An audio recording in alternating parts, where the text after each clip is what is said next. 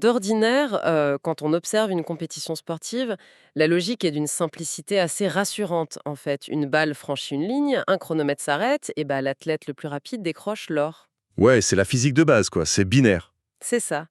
Mais quand on se penche sur le sport hippique, et plus particulièrement sur l'univers des courses de trot attelées, cette simplicité mathématique, elle vole littéralement en éclats. Ah bah complètement. On pénètre dans un écosystème où la vitesse pure, ça ne représente qu'une toute petite fraction de l'équation.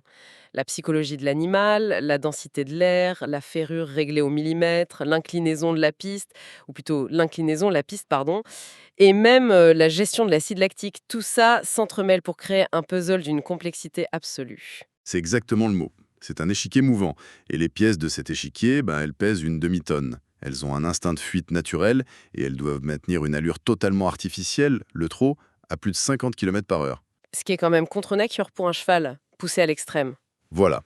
La moindre contrariété, le moindre petit déséquilibre, et toute la mécanique s'effondre.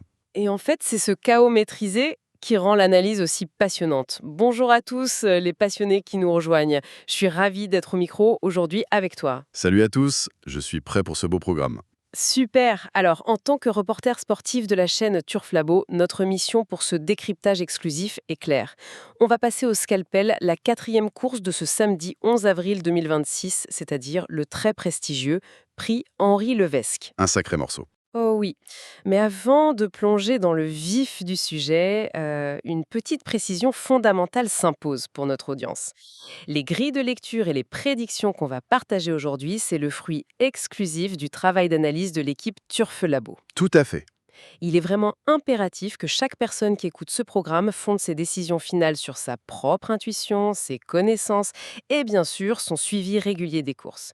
L'objectif ici, c'est d'offrir des clés, pas de dicter de dicter les choix de ceux qui nous écoutent. Le cadre est posé. Du coup, il est temps de planter le décor matériel de cette confrontation. Et franchement, les conditions de samedi s'annoncent particulièrement redoutables. Ah oui, la météo ne va pas nous aider. Pas du tout. Le départ est programmé à 15h15 pour des juments de 5 ans. Le champ de bataille, c'est les mythiques 2700 mètres de la grande piste de Vincennes, corde à gauche. La fameuse cendrée. Exactement, ce mâche-fer noir qui a une élasticité hyper particulière. Il fera environ 15 degrés, mais le ciel sera très lourd. La météo prévoit un temps pluvieux avec un gros risque d'averse et surtout, et c'est là que ça se corse, un vent soufflant du sud-ouest à 15 km par heure. Ce qui est fascinant ici, c'est la contradiction entre le papier et la piste. Comment ça? Sur le programme, le niveau de cette course semble presque facile à première vue.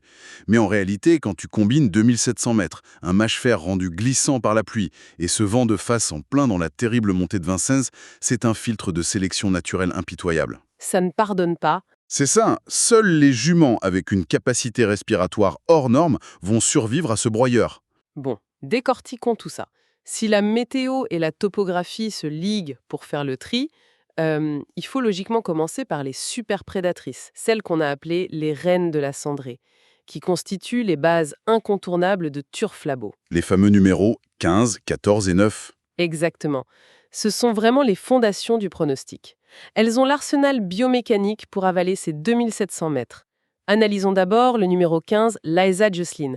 C'est tout simplement la plus riche du peloton, 14 victoires au compteur, et elle retrouve Jean-Michel Bazir au sulky.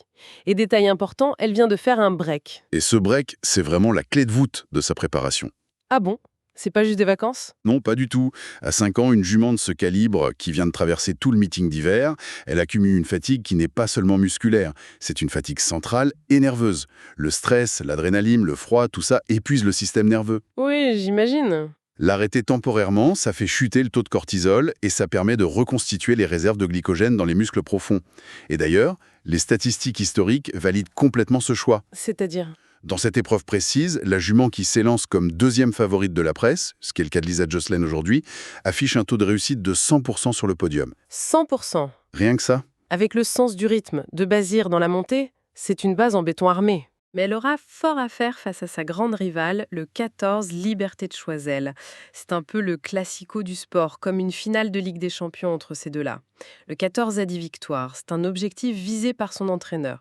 Et surtout, elle évoluera déférée des 4 pieds.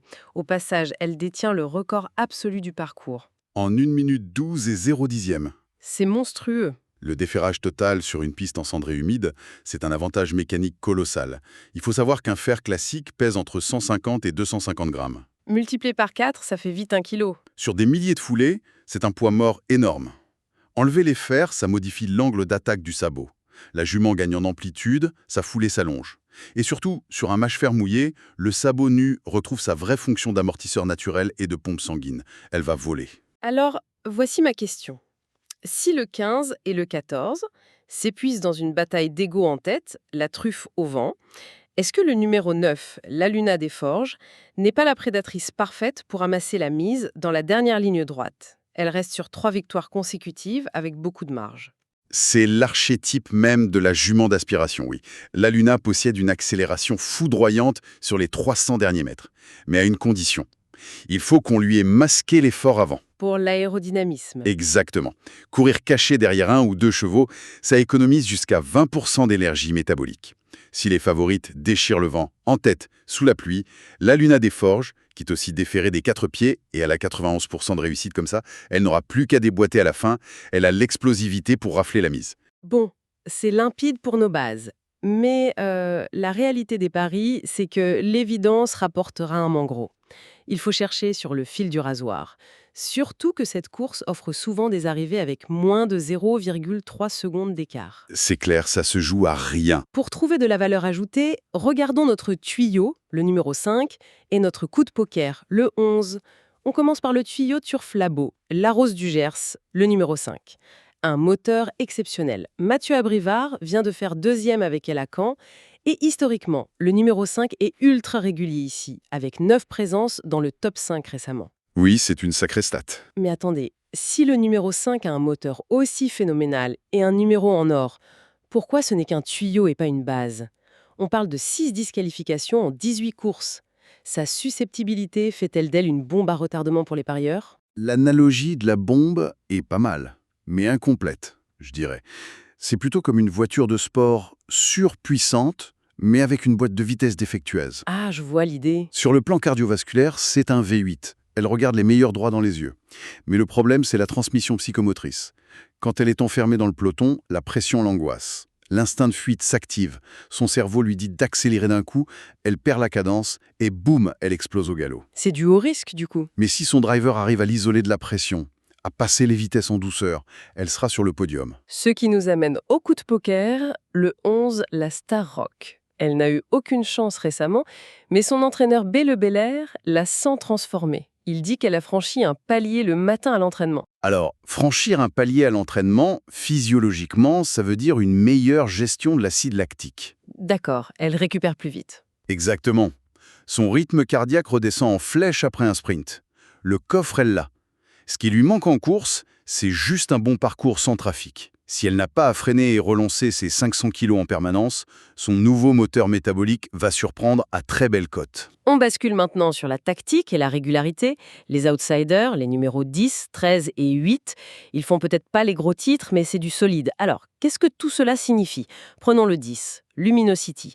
Une seule disqualification en 28 courses. Éric Raffin y croit dur comme fer. Moi, je la compare à un marathonien qui court avec un chrono dans la tête pendant que les autres sprintent. C'est tout à fait ça.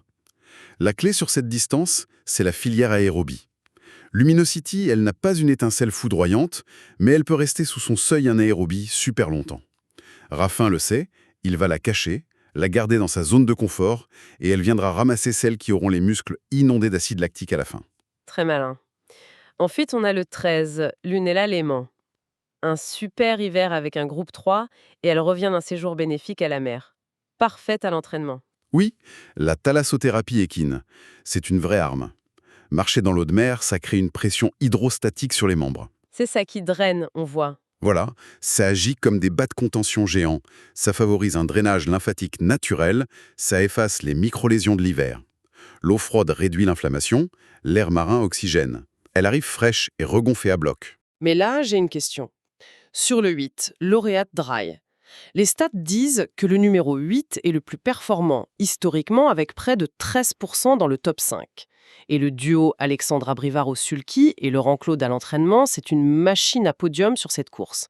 Mais comment une statistique pure peut peser face à la forme athlétique récente d'un cheval? C'est une excellente question. Le chiffre peint sur la selle ne la fera pas courir plus vite, on est d'accord. Bah oui, évidemment. Mais cette stat traduit la maestria du cycle de préparation de la famille Abrivard. Ils savent exactement comment régler le métabolisme pour briller mi-avril. Ils gèrent le nombre de séances de fractionnés en mars pour que le pic de forme tombe samedi. Lauréate Dry n'a peut-être pas la vitesse pure pour gagner, mais sa condition est tellement optimisée qu'elle ne flanchera pas pour arracher une belle place au courage. D'accord, c'est la préparation millimétrée. Bien, il est temps d'ouvrir notre filet de sécurité et de passer aux chevaux hors de notre sélection principale. C'est l'essence même d'une bonne analyse Turflabo. En cas de défaillance des favorites, on a un cheval de repli, le 12, Louve de Rêve d'Or. Elle a de la classe, 5e du critérium, mais elle fait une vraie rentrée après des mois. Ouais, elle risque de manquer de rythme. C'est ça. Même avec le meilleur entraînement du monde, tu ne peux pas simuler le stress systémique d'une course en peloton. Ses muscles risquent de tétaniser dans l'accélération finale à cause du manque de compétition. Elle est là au cas où les autres explosent. Et pour le reste du tableau, ici, c'est vraiment intéressant. Le numéro 1, la formidable. C'est littéralement une championne avec 100% de réussite récente en France, 5 sur 5. Et lauréate de Critérium en Suisse. Pareil pour la 7, Lily de Launay, année 2026, excellente, avec 40 000 € de gains, une victoire récente. Qu'est-ce qui rend un groupe 2 français si féroce qu'elle se retrouve hors de notre liste principale? C'est le contexte financier et gravitationnel, j'ai envie de dire. La Formidable est une championne, oui, mais les pistes suisses sont plates. Ah, la montée de Vincennes. Exactement. Propulser 500 kg sur une pente à 3% sur 1000 mètres, c'est une autre biomécanique. Pour Lily Delaunay, c'est le rythme. L'allure de base en groupe 2 est supérieure d'1 ou 2 km par heure. Ça tape sournoisement dans les réserves. Viser une 5e place, oui.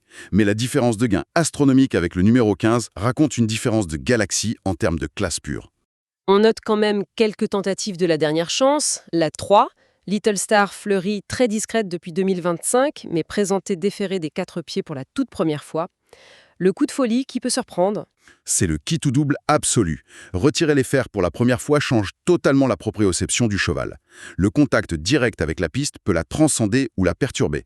C'est un vrai coup de poker.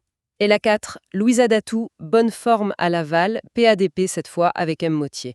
Un bon numéro statistique aussi. Oui, à ne surtout pas négliger pour le quintet, c'est un réglage sûr et efficace. Pour finir, la 6, Lily Dry, début d'année compliquée, souvent fautive, mais le retour à Vincennes l'avantage.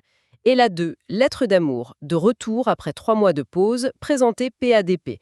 Leur chance de voir le top 5. Pour Lily Dry, la raquette de départ très large de Vincennes va réduire son stress, donc elle partira peut-être mieux. Mais la qualité du lot reste trop élevée.